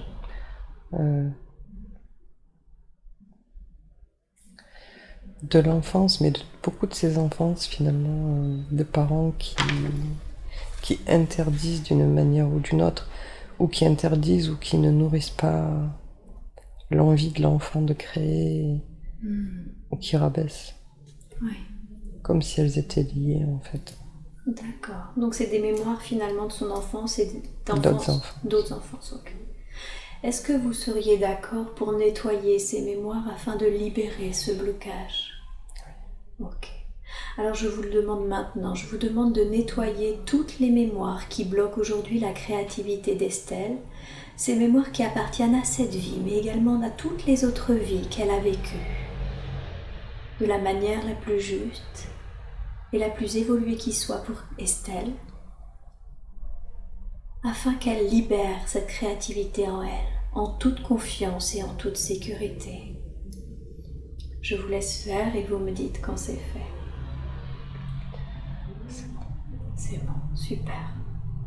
Maintenant que ces mémoires sont nettoyées, est-ce que ça va l'aider à spontanément être plus créative ? Si elle le décide. Oui, elle a toujours le libre arbitre. D'accord. En tout cas, elle a plus ces blocages-là. Non, c'est pas. D'accord, merci beaucoup. Vous avez dit qu'Estelle et cette jeune femme que vous lui avez montrée dans cette seconde vie, finalement se ressemblaient beaucoup et qu'il y avait quelque chose à finir, justement. Elle avait quelque chose qui était à terminer. Qu'est-ce que c'est que cette chose à terminer ? Elle le sait. Est-ce que vous accepteriez de le dire à l'oral pour qu'elle l'entende? Elle le sait déjà. D'accord. Donc c'est pas nécessaire. Elle comprendra de quoi il est question? Oui. Ok. Bon. Je vous fais confiance, hein. Quand elle écoutera ça, je vous fais confiance pour qu'elle sache de quoi il est question. Elle le sait. Elle le sait. Ok. Elle en a conscience? Je veux dire, des fois on sait les choses, mais d'une manière inconsciente. Est-ce qu'elle en a vraiment conscience? Oui, oui. Oui. Ok. Je sais pas que je veux insister, mais je veux être sûre qu'elle sache de quoi on parle. Demandez-lui tout à l'heure.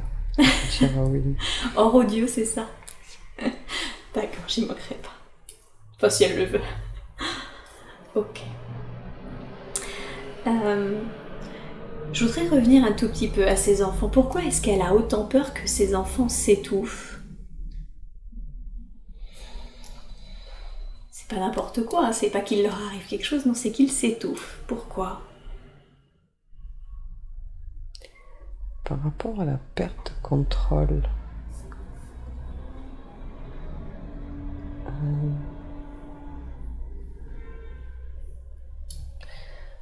il n'y a pas une réponse claire. C'est pas vraiment dans un souvenir. C'est pas un traumatisme, c'est plus. Comment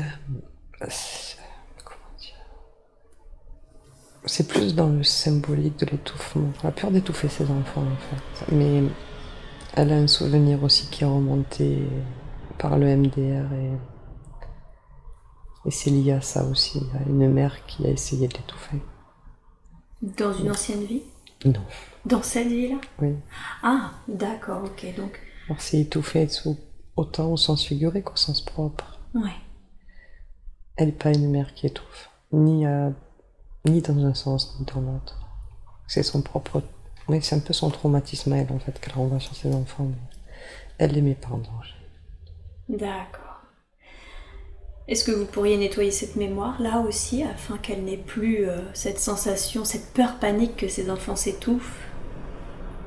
Ok. Alors je vous demande pareil, de nettoyer maintenant cette mémoire qui lui appartient et qu'elle n'a pas besoin de retransmettre à ses enfants. Et vous me dites quand c'est fait.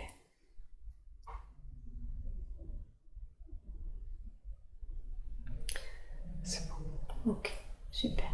Elle sent quand vous nettoyez les mémoires? Ouais, d'accord. Est-ce que d'une manière générale, elle a des liens karmiques qu'il serait possible aujourd'hui de dénouer?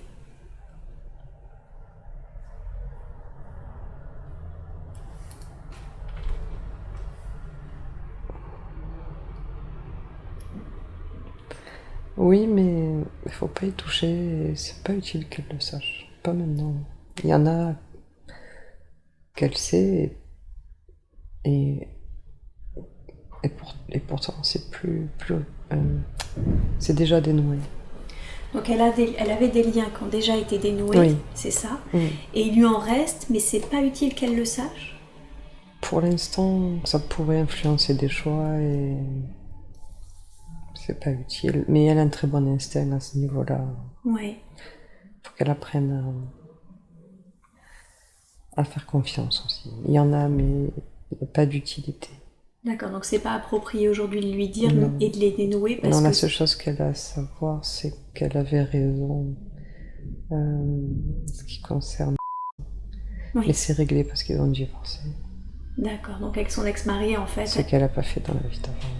Ce quoi, pardon? Ce qu'elle n'a pas fait dans la vie d'avant. Ah, d'accord. Donc elle avait déjà eu une vie avec lui, c'est ça?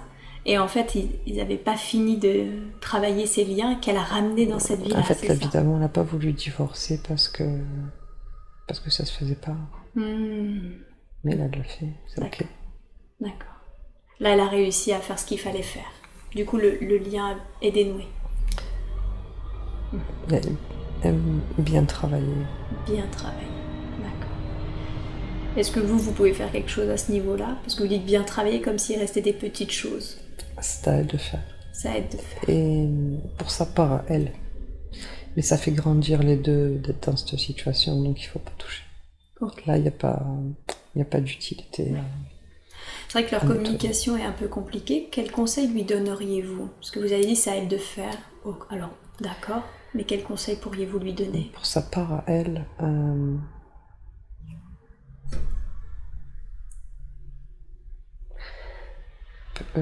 peut-être plus d'harmonie dans les mots, mais elle a déjà, elle a déjà beaucoup fait. Toujours faire le choix du cœur, même si c'est quelqu'un qui blesse ou qui fait pas toujours tout bien, mais toujours faire le choix du cœur, pas suite à tête. D'accord. Ok. Donc rester dans son cœur quand elle prend des décisions vis-à-vis de lui, c'est ça. Et ça sera plus juste pour sa fille. Et ce sera plus juste pour sa fille. D'accord. L'aiguilleur travaille avec son cœur, pas L'aiguille. avec sa tête. Eh oui. Ok. Elle sait faire ça en plus, travailler avec son cœur. Oui, mais c'est encore comme un cheval, pas bien dressé. C'est encore un peu fou. C'est encore un peu trop fougueux. Ouais. Quel conseil lui donneriez-vous alors pour que ça soit plus simple et un petit peu moins fougueux? De pas s'emballer trop vite, de se connecter à l'autre, d'aller à la vitesse de l'autre, de respecter la vitesse de l'autre. Faut pas être pressé d'arriver. Il faut se mettre à la vitesse de l'autre. Respecter les limites aussi, les capacités de l'autre. Oui, c'est ça, on a chacun son rythme d'évolution, son rythme de croisière en fait. D'accord. Mais elle travaille déjà beaucoup sur elle. Ce qui concerne tout ce travail d'énergie qu'elle fait, ça va l'aider. Ouais. Vous voulez lui dire qu'elle est sur le bon chemin, c'est ça? Toujours. Toujours. Elle a toujours été sur le bon chemin. Pas de problème. D'accord. Il n'y a pas d'autre chemin de toute façon que le bon chemin. Oui, c'est ça. J'ai cru comprendre tout à l'heure que finalement, même quand on s'égarait, ça faisait partie du chemin. On ne peut pas se retrouver si on ne se perd pas. Oui, tout à fait. Qu'est-ce qui s'est passé à sa naissance? On lui a parlé de walking, elle a senti comme une aide extérieure. Qu'est-ce qui s'est vraiment passé à sa naissance?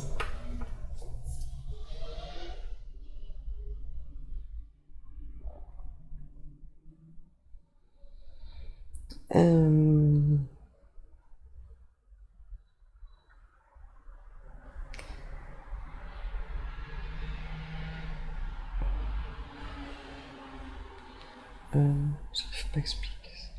Je l'ai ressenti.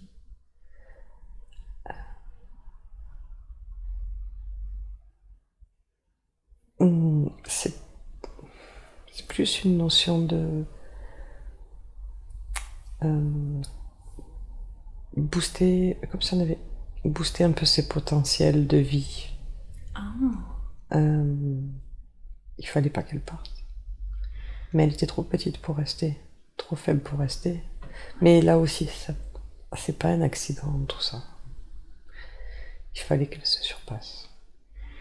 D'accord, c'est vrai qu'elle est née très prématurément et donc du coup elle était... Non? Non. C'était voulu? Elle est pas née prématurément. Ah non, pardon. C'est parce qu'elle était toute petite et toute...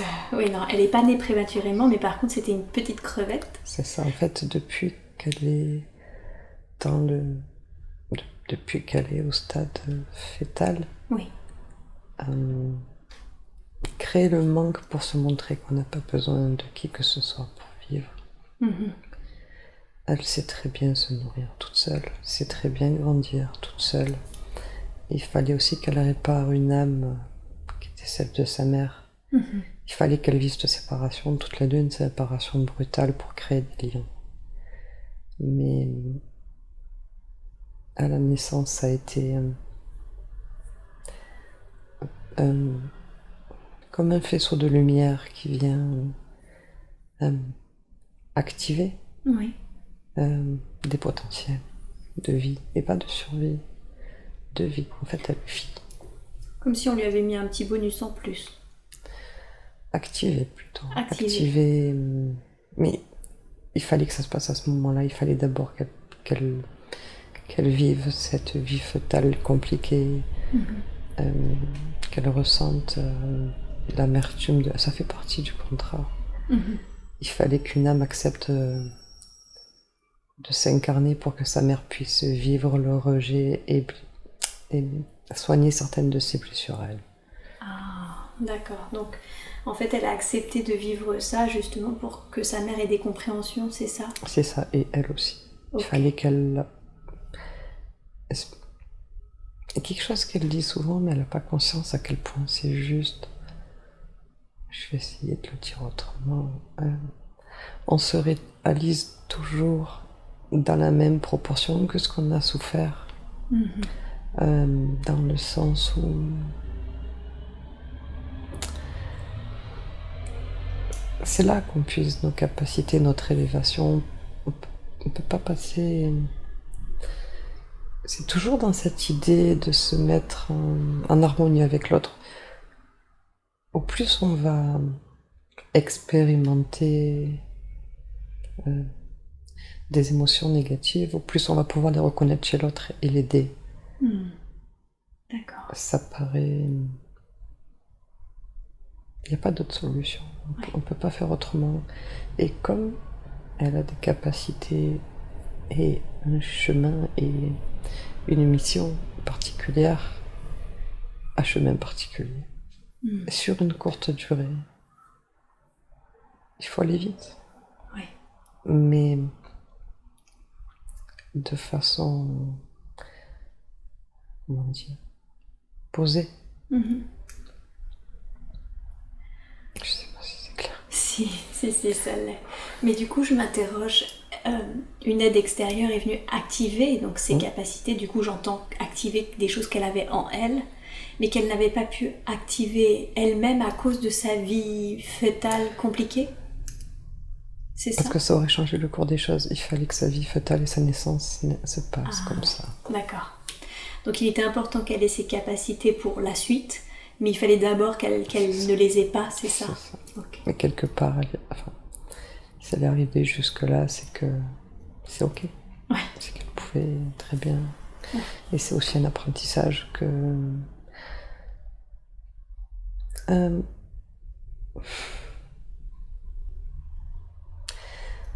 Dieu, la source, qu'importe le nom,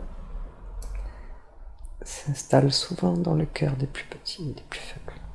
Oui. Donc, il n'y a pas de petit, il n'y a pas de faible. Il y a. D'accord. C'est tout.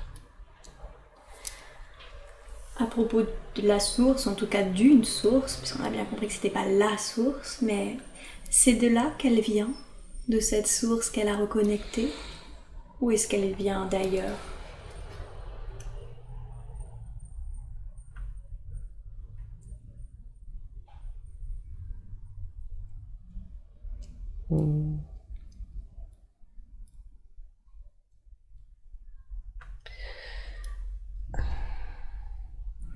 Il y a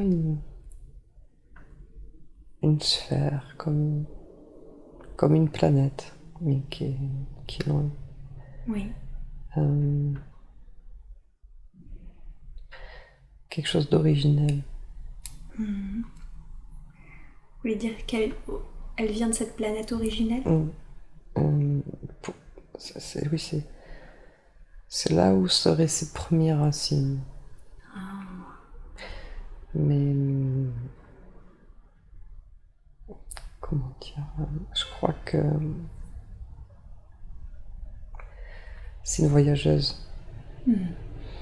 Donc c'est comme si elle se sentait chez elle un peu partout tant qu'il n'y a pas de souffrance. D'accord. Il n'y a pas vraiment notion de planète ou de lieu plus symbolique d'une maison que d'une autre. C'est plus un ressenti. Elle est chez elle tant que ça va. D'accord. N'importe où que ce soit. Ouais. N'importe quelle planète, n'importe quelle dimension, n'importe quelle... Tant qu'il y a de l'amour, elle est chez elle. C'est ça. Ouais. De toute façon, toutes les âmes viennent et retournent à la source de toute façon. C'est le début et le cycle. Donc autant vous qu'elle, que votre enfant, que votre mari, que votre chat. Tout le monde vient et y retourne. C'est peut-être la seule maison, mais finalement c'est une source d'amour, donc on est chez soi quand on est dans l'amour. Quand on est dans la colère, il est évident qu'on a envie de... Quand elle regarde le ciel et qu'elle demande à retourner chez elle, il faut juste qu'elle rentre en elle. Oui. Dans l'amour, c'est tout. Qu'elle se reconnecte en fait. C'est ça. Mais c'est valable pour tout le monde. Elle sait faire ça, se reconnecter? D'accord. Ok. Tout le monde sait le faire. Certains ont oublié un peu. Ok. Bon, on va parler quelque chose qui fâche un peu, en tout cas pour elle. Elle se demande pourquoi elle fume. Elle avait réussi à arrêter, sous hypnose d'ailleurs. Pas que. Elle a réussi à arrêter toute seule aussi. Ah, en plus. Pourquoi elle fume alors?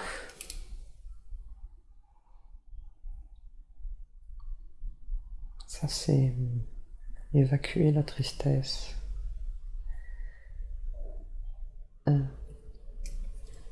Puisque c'est rattaché aux poumons, les poumons. Et ça, elle le sait. Les poumons sont rattachés à la tristesse. C'est la façon d'écouter son corps. Mais là, on n'a pas besoin. Mais ça, c'est la volonté. Elle de travailler la volonté, elle sait le faire, elle a déjà fait. Qu'elle décide. Donc, finalement, elle fume parce que c'est une façon pour elle d'évacuer sa tristesse, c'est ça? Et pour arrêter, il faut qu'elle y mette de la volonté. C'est ça, mais...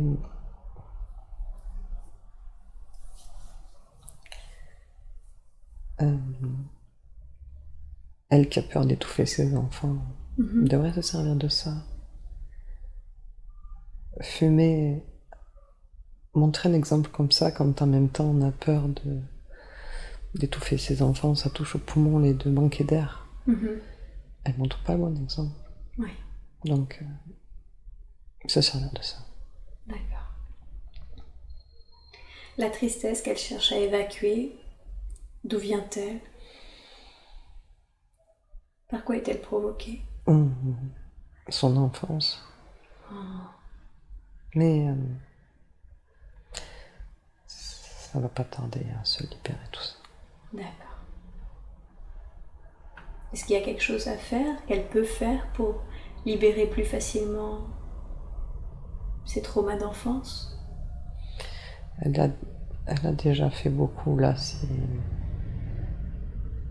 elle va y arriver, elle va les trouver, les outils, il n'y a pas de problème avec ça. Elle va les trouver parce que après, elle a autre chose à faire. Il faut qu'elle ose aller là où ça l'appelle. D'accord. Il faut qu'elle se libère pour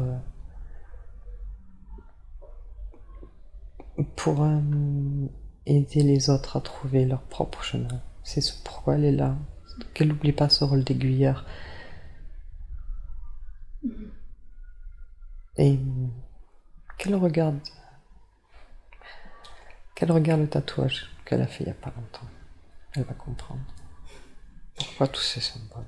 C'est quoi ce tatouage? Sur la cheville. Oui. Et il y a des aiguilles de tatouage sur... D'accord. Okay. Les aiguilleurs dans le sens...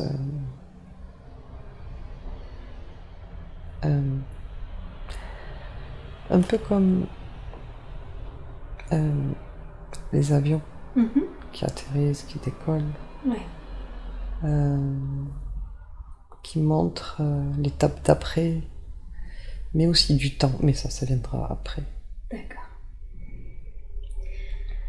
Donc si j'ai bien compris, il faut d'abord qu'elle se libère elle pour pouvoir se tourner vers les autres en fait. Elle le fait déjà, d'aider les autres, mais par instinct. Maintenant, il lui faut des outils en plus. Ouais. Faut qu'elle le fasse en conscience. C'est ça. Mais elle le sait. Ok. Vous avez dit qu'il fallait qu'elle arrête par la cigarette avec de la volonté.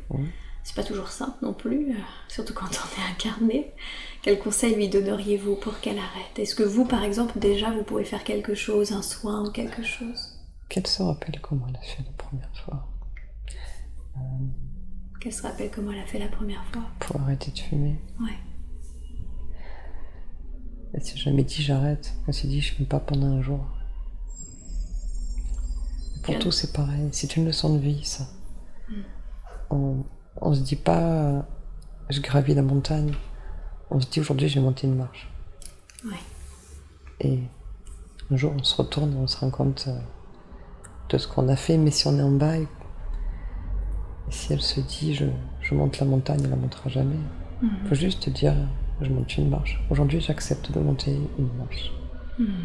C'est pas qu'une question de cigarette, c'est la leçon qu'il y a derrière. D'accord. Ce serait pas l'idée de faire pour elle.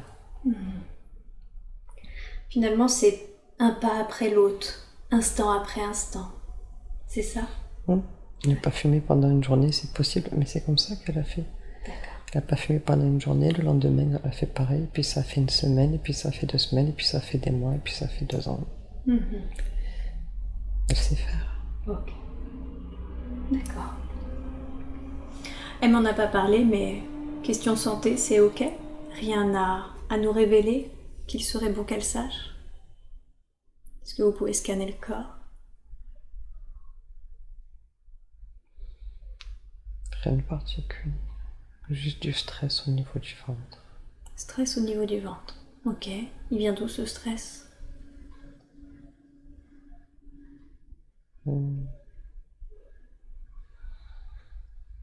De ses peurs, mais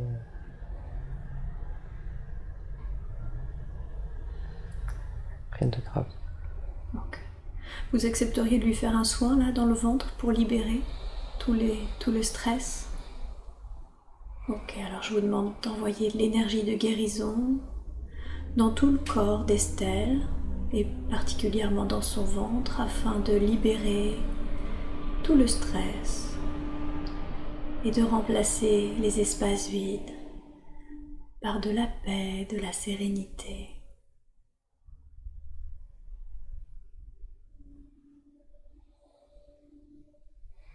C'est fait. Ok. Merci pour elle. Eh bien, je vais le dire comme elle me l'a dit, elle voudrait vous remercier. Elle voudrait vous remercier, vous, ses guides, tous les êtres de lumière qui l'accompagnent. Ça lui tenait à cœur de passer directement comme ça. Et elle voudrait savoir ce qu'elle peut faire pour vous. Elle le sait. Il n'y a pas à faire pour nous. Personne n'est au service de personne. C'est chacun a une position, un rôle. Et que ce soit elle ou d'autres, que ce soit des êtres de lumière ou quelles que soient les énergies autour, il n'y a pas de déception. C'est une création purement humaine. Ouais. Il n'y a pas de déception. Jamais. Vous voulez dire qu'elle ne peut pas vous décevoir? Et vous non plus. Ouais. Et que personne n'est au service de personne, c'est ça? Elle a juste à faire son rôle, sa mission de vie. D'accord. Ok. Eh bien écoutez, comme je n'ai pas d'autres questions, on va bientôt partir. Est-ce que vous avez un dernier message ou un dernier conseil à donner à Estelle avant que nous partions? Juste se reconnecter avec l'amour et la liberté. Qu'elle n'ait pas peur de rendre les autres libres, de se rendre libre. D'accord. Cette notion d'attachement, d'amour et de liberté, au plus on est attaché, on est libre, au moins on rend libre. L'amour, c'est pas ça. D'accord. L'amour, c'est rendre libre. L'amour, c'est rendre libre. Ouais. Ok. Et il y a une façon de faire particulière? Un conseil, non? Vivre. Vivre, tout simplement. Ok. Merci beaucoup.